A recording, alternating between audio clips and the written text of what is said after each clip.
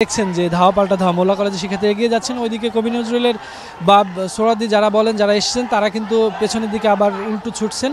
এই ঘটনায় আমরা বেশ কিছুক্ষণ যাবত দেখছি যে ধাওয়া পাল্টা ধাওয়ার ঘটনা, কিন্তু মূল ঘটনা মূলত আগে সকালবেলা যখন এই মোল্লা কলেজে এসে ভাঙচুরের ঘটনা ঘটেছে সেখানে যারা আটকে পড়েছেন তাদের নিয়ে মূলত চিন্তিত। কিন্তু এই ধাওয়া পাল্টা ধাওয়ার ঘটনা শুধু একদল এগোচ্ছে আর একদল পিছাচ্ছে, এই পরিস্থিতি বিরাজ করছে।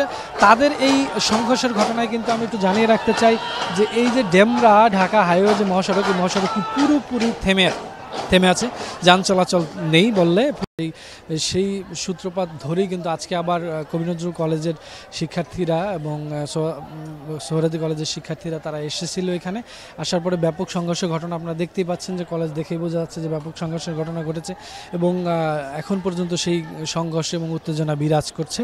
এবং আমরা যতদূর জানি যে ভেতরে কিছু ইনসিডেন্ট ঘটেছে যেখানে শিক্ষার্থীরা ঢাকা থেকে যারা এসে তারা আটকা পড়েছেন, তাদের আহতের হওয়ার ঘটনা আমরা শুনতে পাচ্ছি। কিন্তু সেটা আসলে এখন পর্যন্ত দুই চারজনকে আমরা বের হয়ে যেতে দেখেছি। তবে মূল পরিস্থিতি ভিতরে কি ঘটনা সেটা এখনও জানা যাচ্ছে না। তবে উত্তেজনা কিন্তু এখনও দেখছেন যে বিরাজ করছে।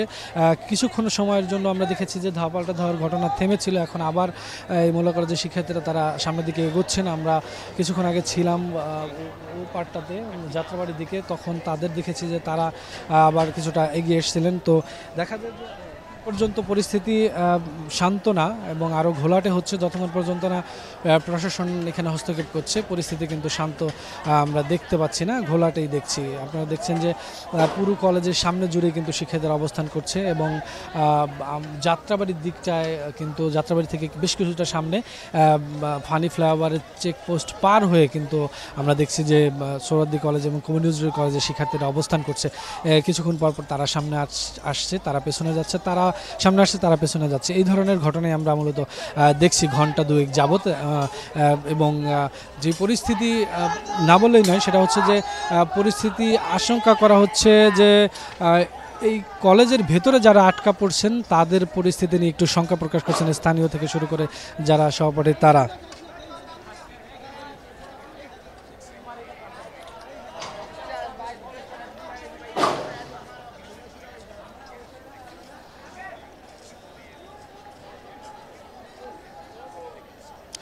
মোরসালিন, যেমনটা আমিও বলছিলাম যে এখন পর্যন্ত এখানে শুধু শিক্ষার্থীদের সংঘর্ষ এবং ধাওয়া পাল্টা ধাওয়ার ঘটনাই কিন্তু আমরা দেখছি। পুলিশ আমরা দেখেছি বিপুল পরিমাণ সদস্য এসছেন, কিন্তু তারা এই সংঘর্ষ নিয়ে তাদের নিষ্ক্রিয় ভূমিকা। তারা একটা পাশে ফ্লাইওভারের পাশে তারা নিচে দাঁড়িয়ে আছেন, কিন্তু তাদের দেখে নিয়ে আসলে থামানোর জন্য কোনো প্রচেষ্টা করতে হয়তোবা তারা প্ল্যান করছেন কিভাবে কি করা যায়। কারণ এখানে বিপুল পরিমাণ প্রায় 1010 বলা যায়, আরও বেশি হবে শিক্ষার্থীদের অবস্থান দুই গ্রুপের।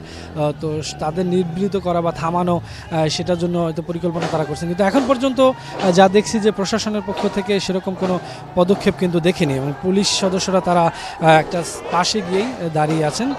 তারা কিন্তু এখন পর্যন্ত আপনি দেখতে পাচ্ছেন যে আবার কিন্তু আমরা দেখছি যে কবি নজরুল কলেজের শিক্ষার্থীরা সামনের দিকে এগোচ্ছেন।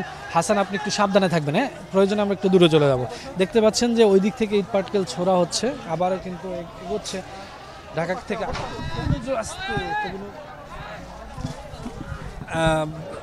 সোহরাওয়ার্দী কলেজের শিক্ষার্থীরা তারা কিন্তু আবার এগোচ্ছে এবং এদিকে যারা রয়েছে মোল্লা কলেজের শিক্ষার্থীরা তারা কিন্তু অবস্থান নিয়েছেন এবং বেশ উত্তেজনাকর পরিস্থিতি। আপনারা দেখছেন যে কেউ কিন্তু ইট পাটকেলও ছোড়াছুড়ি করছেন। তো সেই আপনি যেটা বলেন যে পুলিশের অবস্থান, প্রশাসনের অবস্থান, সেটা কিন্তু পরিষ্কার এখন পর্যন্ত। তাদের কিন্তু আমরা অ্যাকশনে আসতেও দেখিনি বা পরিস্থিতি নিয়ন্ত্রণ নেওয়ার জন্য সেরকম কোনো উদ্যোগ নিতে দেখিনি।